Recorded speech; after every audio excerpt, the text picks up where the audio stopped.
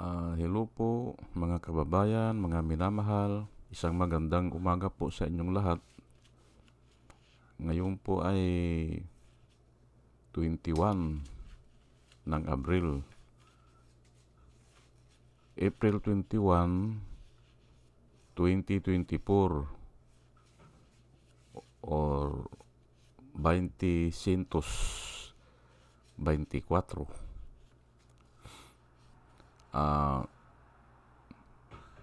Ang oras po dito sa Los Angeles, California ay 7:25 ng umaga.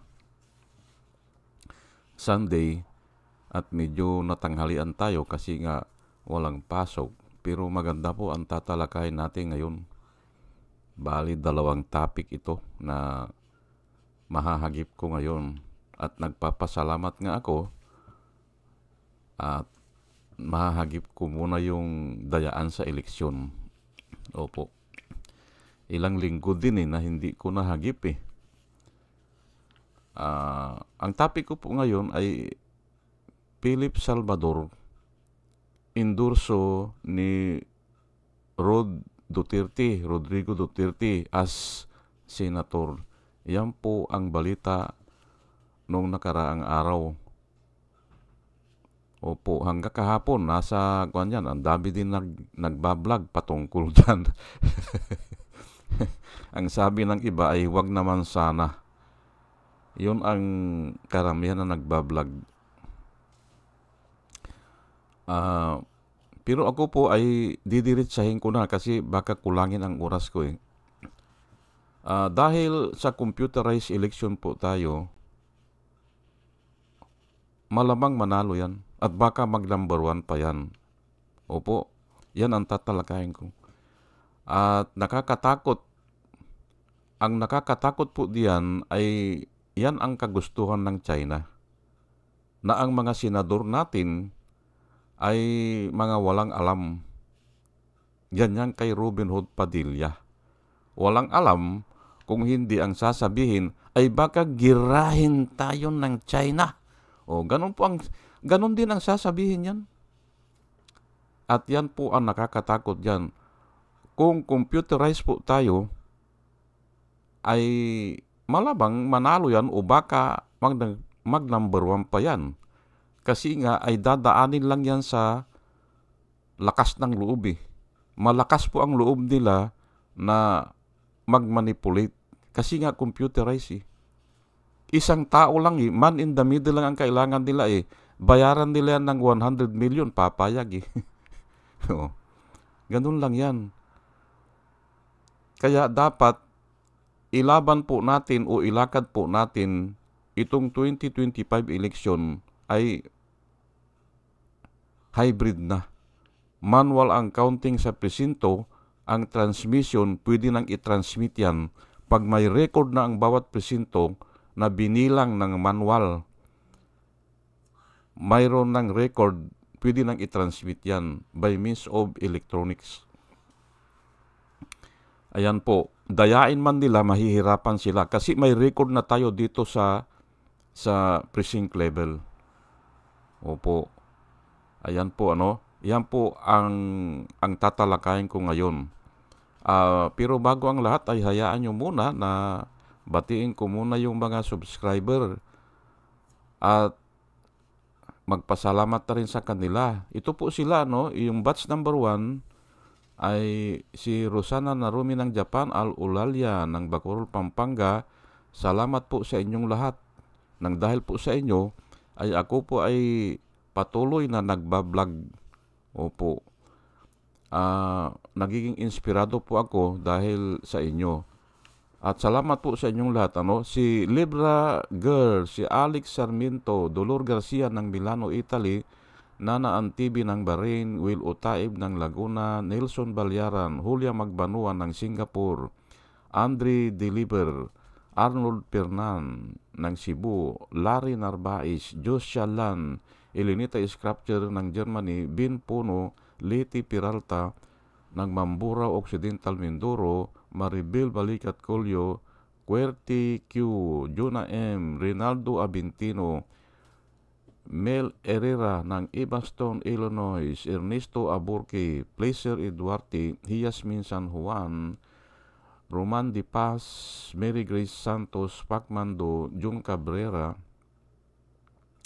Lowen Sigako, Ike Maglasang, Linda Transmonte, Linda Walton, Sasha Andiguid, Lenny Bungat, Agripino C. Eduardo Gonzales ng Singapore, Bumble D. Di Juana Duco, Ernesto Honrado, Josephine Lucas, Bert Abogado, Dimitrio Pascual, Soledad de Maculangan, Brenda Martin, CJ Torrio, Mirchor Tolentino, Brother Pacamara, Manuel Lim, Danilo Magno, Lawrence Alindayo, Edelberto Infante, Boss Reyes, Paul Vincent Lim, Sonny Gaya, Rupino Baldos, Betty Velasco, William Ilay, John D. Cinco, Victorino Ripran, Norman Nabatar, Bonifacio Avila,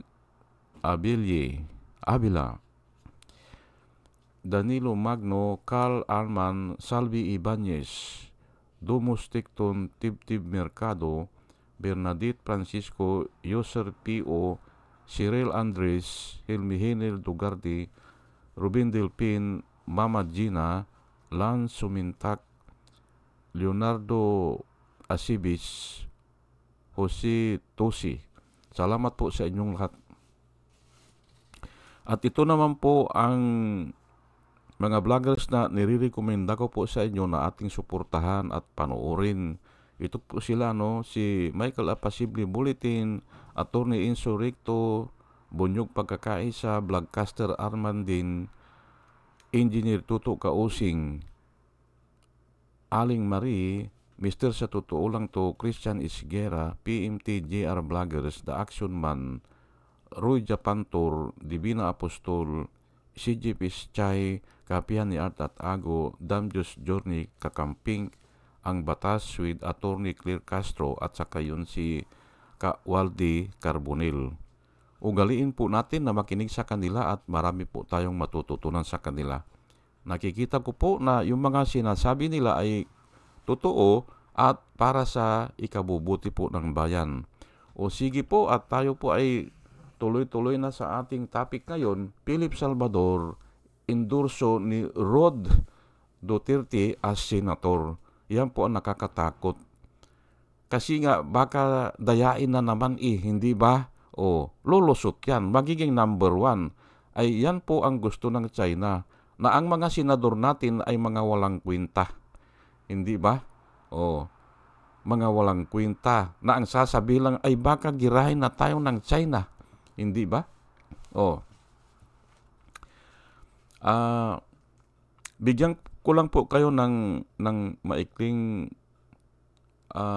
review. Bakit yan ay nagkaroon tayo ng computerized election? Kasi nga noon, nung mga panahon na yun, ay ang dami yang dagdag bawas. Lalo na dyan sa Mindanao. Dagdag bawas. At naisipan ng mga tao o ng mga politiko na i-computerize na natin para maiwasan yung dagdag bawas. At noong 2010 nga, yan ang kauna-unahan na nationwide ay computerized pala. Nung nanalo si Noynoy Aquino, computerized po yun. Ngayon ay siguro walang dayaan dun o mayroon man ay hindi talaga na grabe. Ngayon, 2013, wala din ako nakikita na dayaan dyan sa computerized. Kaya okay yun. Okay yung proposal nila na mag-computerize na tayo para maiwasan ang dayaan. Noong 2016 po, palagay ko nanalo din si Duterte. Fair and square po 'yan. Although na sa ngayon ay nagdududa na rin ako kasi ay hawak pala siya ng China. Hinawakan siya ng China. Kaya nagdududa na rin ako. Pero okay, padaanin na natin na talagang nanalo talaga siya. 2016 po yan. Pero nung 2019, ayan na. Nung nakaupo na po si Duterte, opo, inuulit ko po, nung nakaupo na si Duterte, doon na ako nagduda. Kasi nasiro ang otso diretso sa kasaysayan po ng Pilipinas, hindi po nasisiro ang oposisyon. May nananalo dyan sa senador, pero sa kasaysayan nga po ng Pilipinas, doon lang nasiro ang oposisyon na hindi po balansi yan. Hindi po balansi. Hindi maganda yan sa isang demokrasya. Dapat kung 12 ang pipiliin, kahit na may 4 o 3 na mananalo na oposisyon para maging balansi. Ganun po yan. Pero ay pinatay po nila ang ang transparency server, pinatay po nila ng 7 oras. Kaya niloko nila yan. Kaya nga si Bungo nanalo, si Bato de la Rosa nanalo. Ayan po, na sa kasaysayan po ng Pilipinas, ikuan natin kay Bungo, hindi nag-mayor yan, pero nanalo. Hindi nag-mayor, nanalo. Yung magagaling na mayor, ang hirap pang manalo sa senador. Magagaling na mayor yan. Pero nanalo kasi nga pinatay nila ang ilaw o ang transparency server ng 7 oras. Noong 2016 po yan. At ito ngayon, matatapos na nga yung sa 2025 po, matatapos na sila Okay, paraanin na natin yan. Hayaan na natin yan. Ang ibig kong sabihin, kasi matatapos din nasiro ang 8 diretso. Pag sapit ng 2022 ay napakalaking dayaan po talagang ginawa nila. Opo. Yung paggamit nila ng isang IP address na yung kunyari ang nag-transmit ng boto na 51% ng boto ng buong Pilipinas ay yun lang ang nag-transmit. Yun lang ang nag-transmit. Kaya talaga, dinaya nila talaga. Pero ngayon, tahimik lang sila kasi mas lalong mabubuko sila Kaya kung ano-ano na lang ang sinasabi na ni George Erwin Garcia na dapat yan tanggalan na ng lisensya yan Sinungaling Opo, sinabi niya na iisang IP address, pwede daw yun. Kung iisa ang IP address ng computer, paano mo sisingilin yan? Parang cellphone po yan. Kung iisa ang number mo sa 50,000 kayo, ay paano sisingilin yan?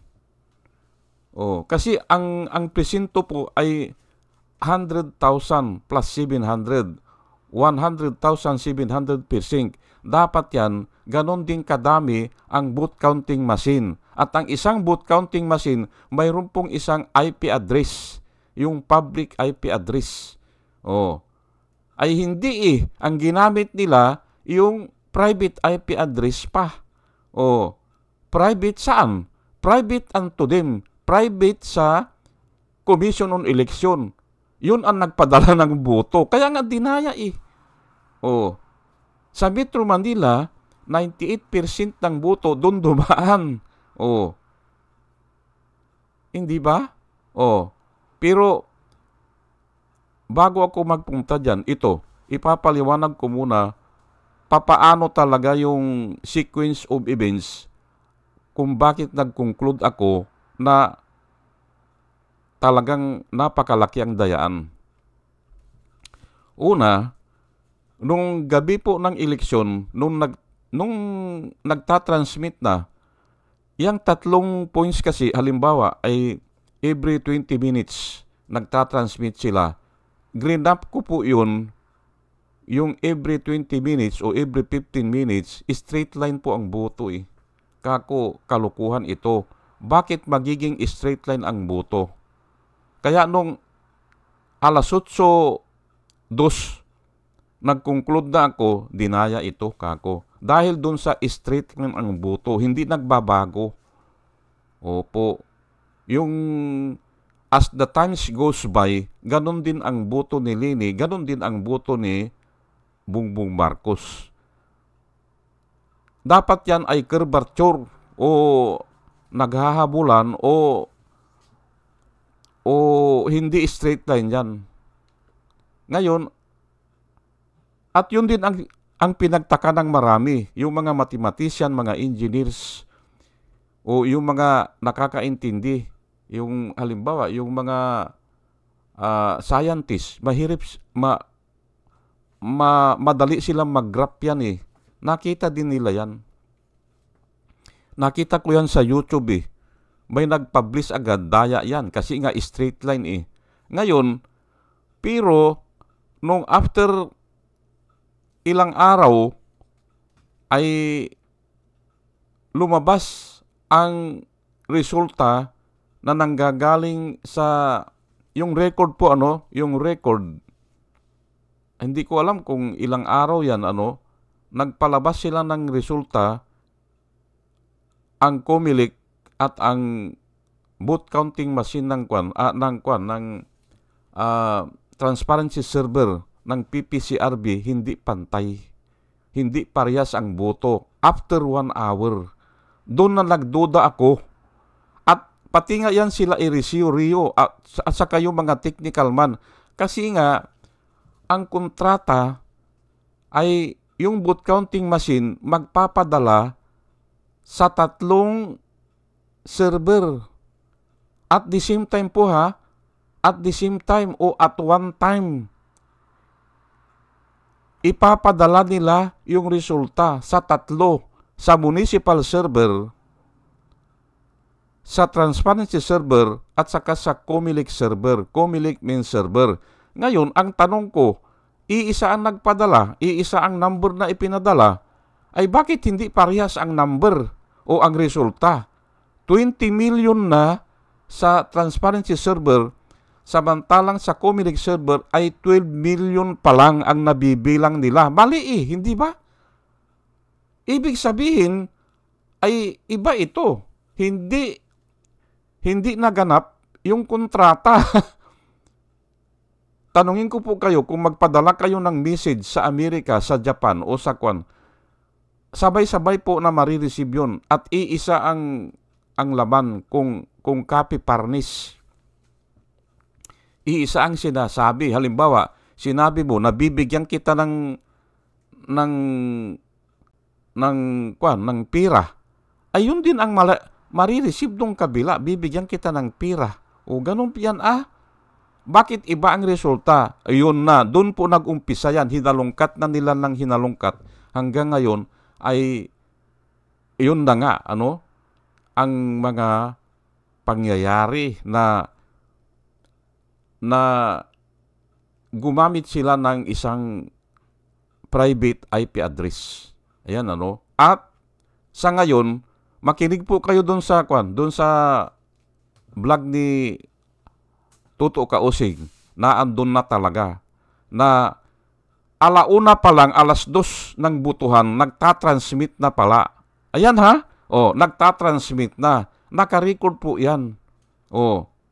At COMELEC record po yan At hindi na nila pwedeng bawiin. Pati nga yung private IP address na 192.168.0.2, kwan na yan, COMELEC record na po yan. Opo, kaya hindi na nila pwedeng tanggalin. Ako, ang iniisip ko noon, baka tatanggalin nila o magsusuri sila na nagkamali sila. Pero hindi na po Kasi ang dami na nagtatransmit na ng alauna, 2:00 pa lang habang bumubuto ang mga tao. Ang dami po na school na ganun. Ano pa? Ano pa ang kwan nila? Ayun nga, nung nakakuha sila ng record kung anong oras nag-imprinta. Hindi ba? Halimbawa, nag-imprinta ng 8:00 ng resulta ng eleksyon, ay bakit 7:00 ay nagtatransmit na? Ayun po hindi ba? May record din sila ng ganyan. Kaya nga dinaya Ang ibig sabihin, baliwala yung eleksyon.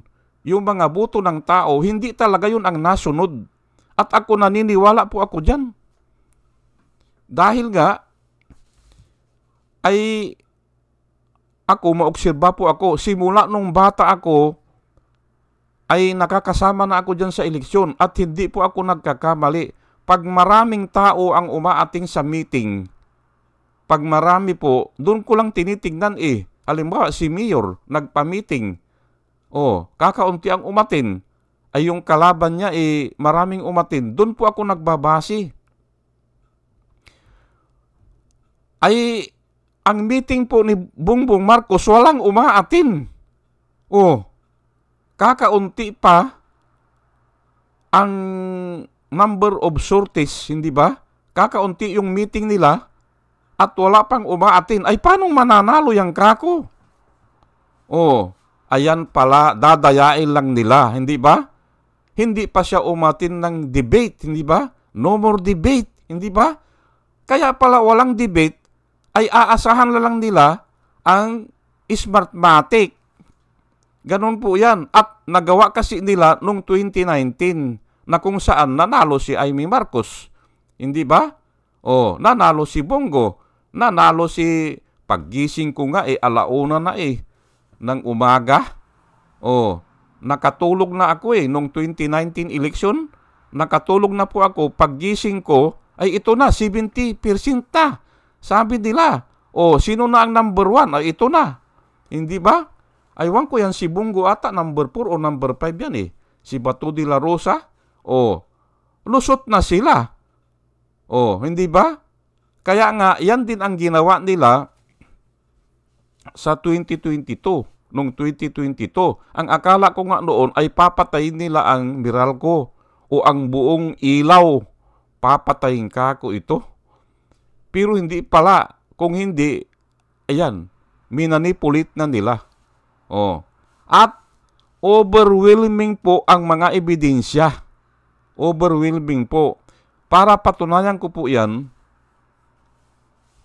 dito po sa Amerika, balitang-balita na yung Smartmatic idinimanda yung dalawang news company. Dinimanda nila at hinihingian nila ng damage ng $1 billion. Ang isa dyan ay yung Fox News Yung Fox News, idinimanda nila dahil sinisiraan daw sila. Idinimanda nila yung dalawang kumpanya ng newscaster. Hinihingian nila ngayon ng damage na $1 billion.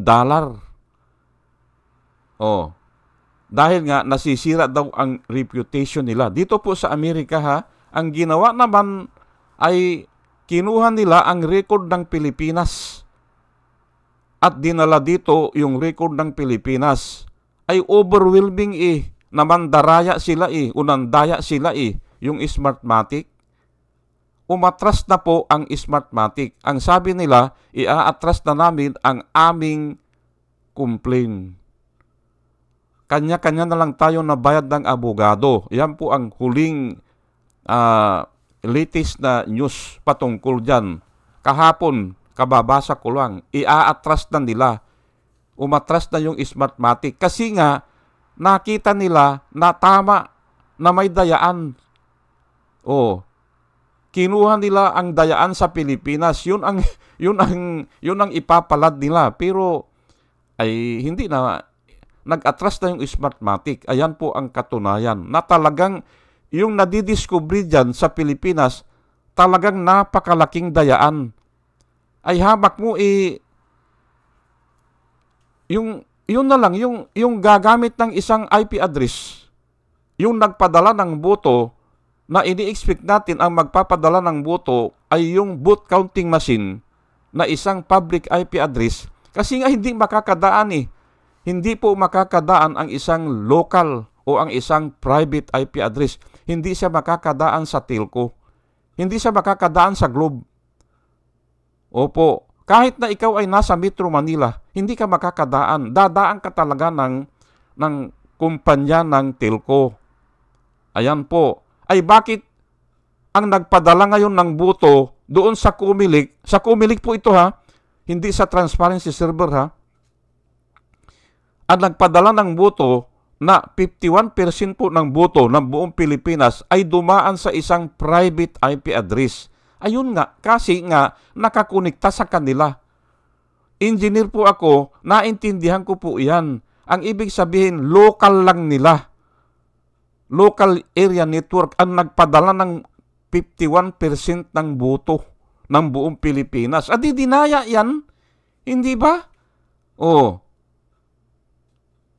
At idagdag pa natin yung mga time, yung mga oras na nagpadala ay yun na nga niluluko lang nila Oh.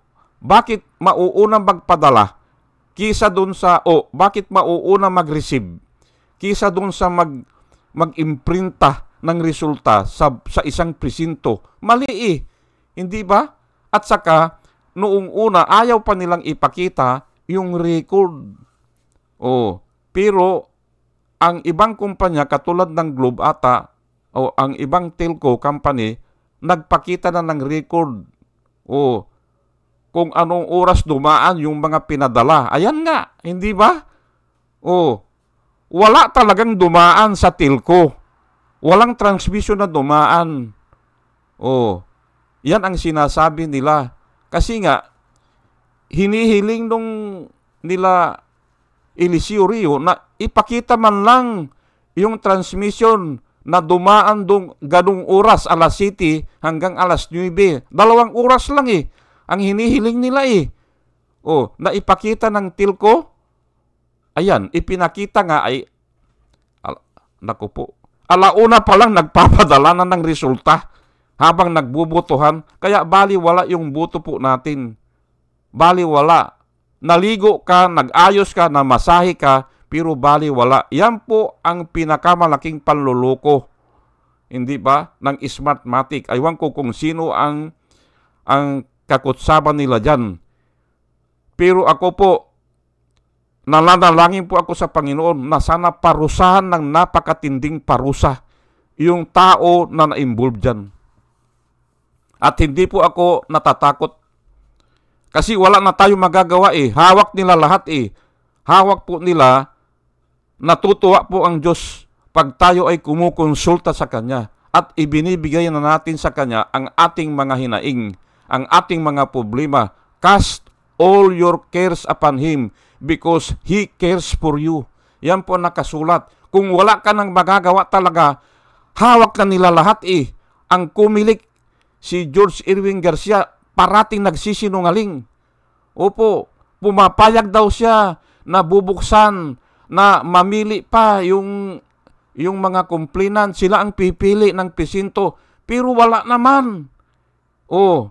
Para lang matahimik yung mga complainant. Sila Eliseo Rio, hindi ba? 3 sila yun at pinili nila ang parte ng Batangas.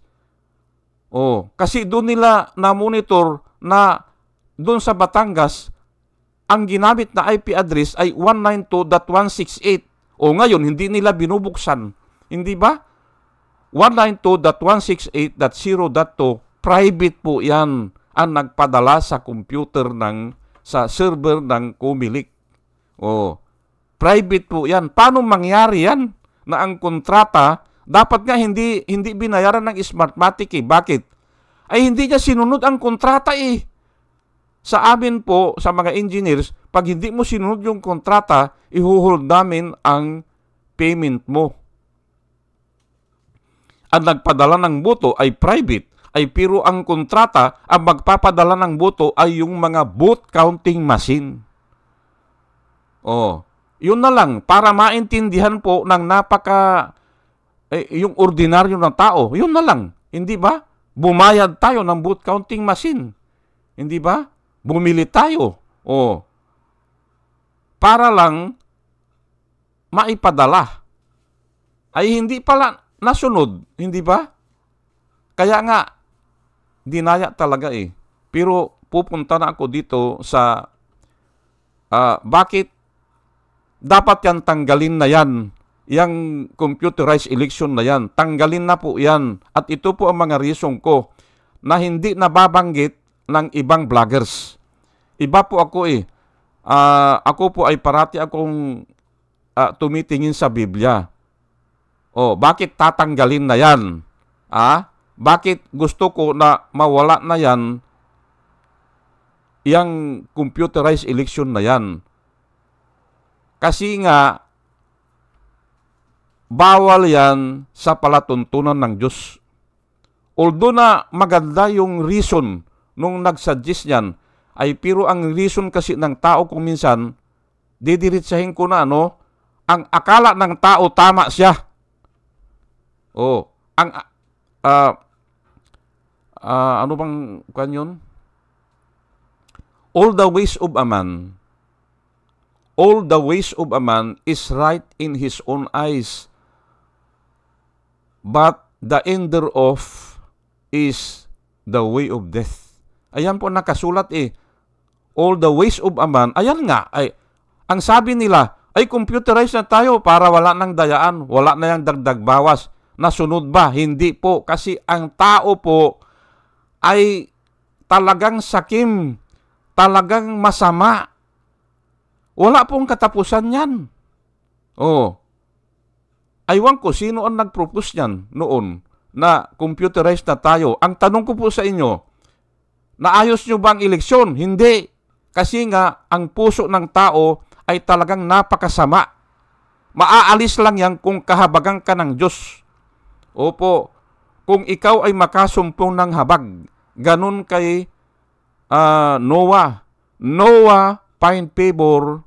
Ayun po, anong sinabi ko? Favor. Kung nakasumpong ka ng favor sa Diyos, Noah find favor in the eyes of God. Kaya nga, 8 sila na nakaligtas noong panahon ni Noah. Sila lang ang nakaligtas. 8 kaluluwa. Pero ngayon, naandun pa rin ba yung puso ng tao? Ay, naandun pa rin Gumanda ba ang tao? Hindi. Naging mabuti ba ang tao? Pinatay na lahat ang tao noon? Ang naiwan lang yung 8? Hindi. Kaya, pumunta pa rin si Jesus Christ. Ay kaso naman, ang mga tao naman ngayon ay ayaw hindi ba? Ayaw Kaya hindi maliligtas ang tao o hindi kayo makakakuha ng favor.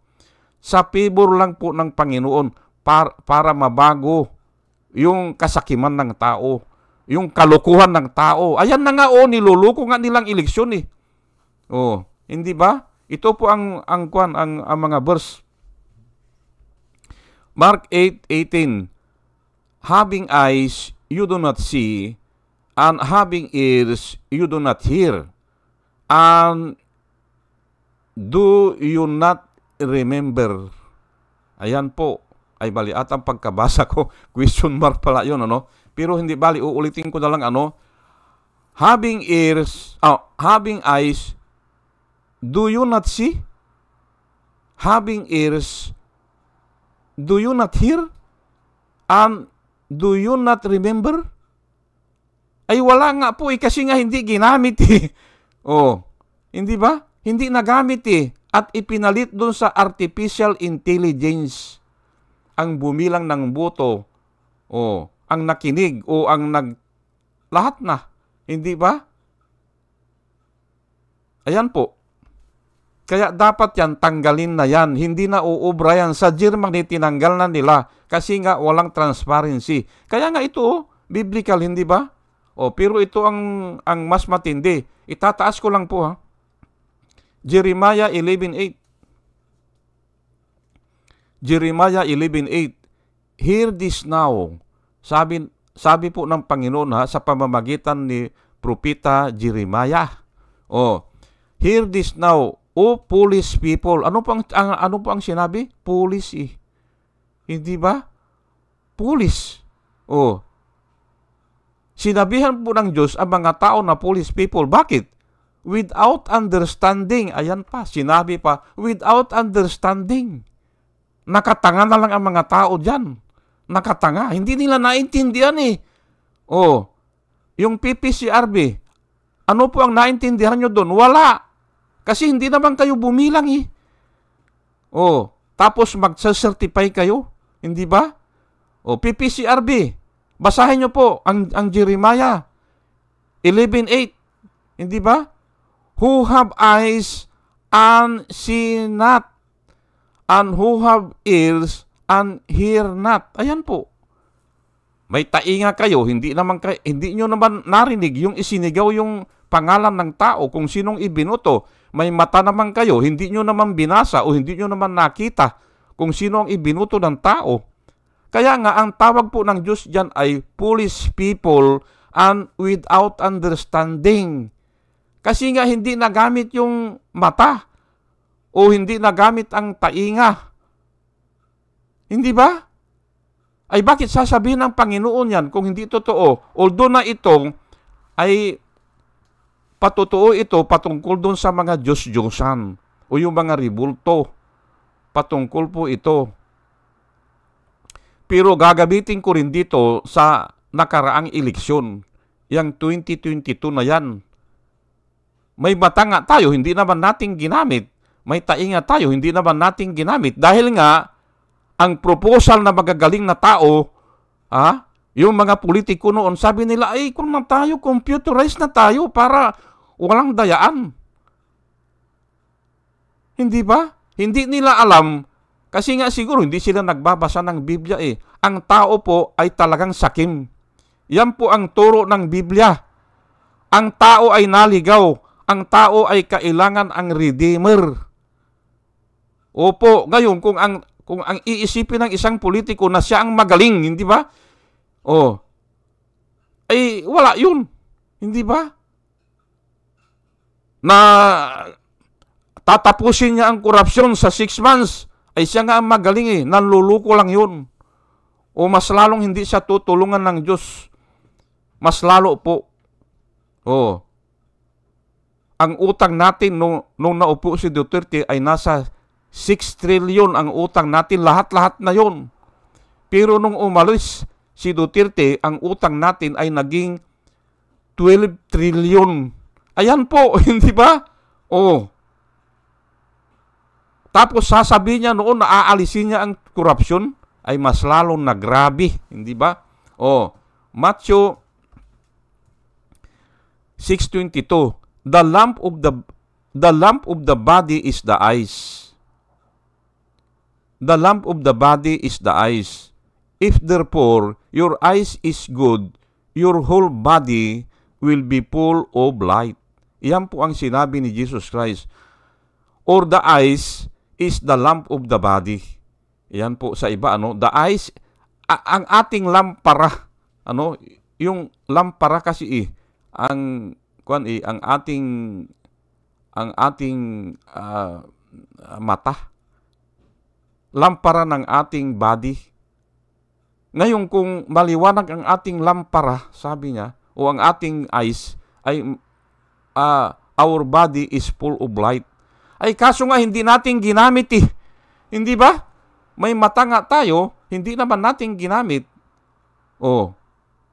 Ang sabi nga ni Jesus Christ, those who have ears, let them hear. And those who have eyes, yun nga. Ay i-perceive nyo, sabi niya. Pero sa hula kasi ni Juan, sa hula ni Isaiah noon, keep on seeing without perceiving. Keep on hearing without understanding. Yun po yan po ang talagang nangyari sa atin dyan sa eleksyon na yan. Hindi naman natin naintindihan Kasi nga artificial intelligence at inaayawan na yan po ng ibang bansa. Kaya ilakad po natin natanggalin na yan.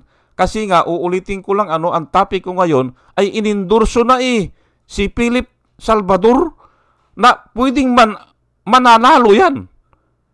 Kasi nga, ang sinasabi ko, lakasan lang ng loob yan lakasan lang ng loob. Sige, kuwan natin yan. Lukuhin natin yan. Kasi wala naman magkukomplain Hindi naman tayo pwedeng ibilanggo yan pero may Diyos po. Kasi hawak nga nila lahat Hawak nila ang kumilik. tingnan nyo po si George Erwin Garcia ngayon, puro kasinungalingan na lang ang sinasabi. Para lituhin ang tao o kaya i-delay ng i-delay. Oh. Pero ako, hindi na ako kwan dyan, hindi na ako interesado dyan na pinanalo nila si Bongbong Marcos. Hayaan na natin yan. Oh.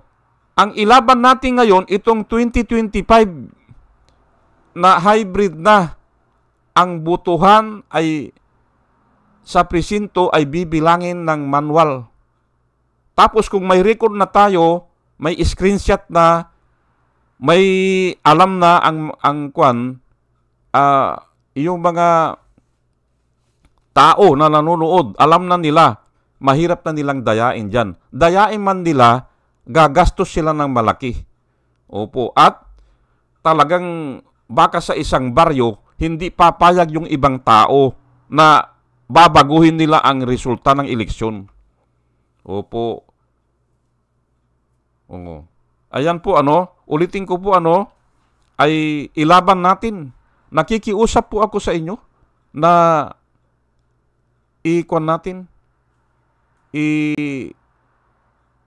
ipalaganap natin sa ating mga kakilala, sa ating mga kamag-anak, sa ating mga nasasakupan na sa susunod na eleksyon sa 2025, hybrid na.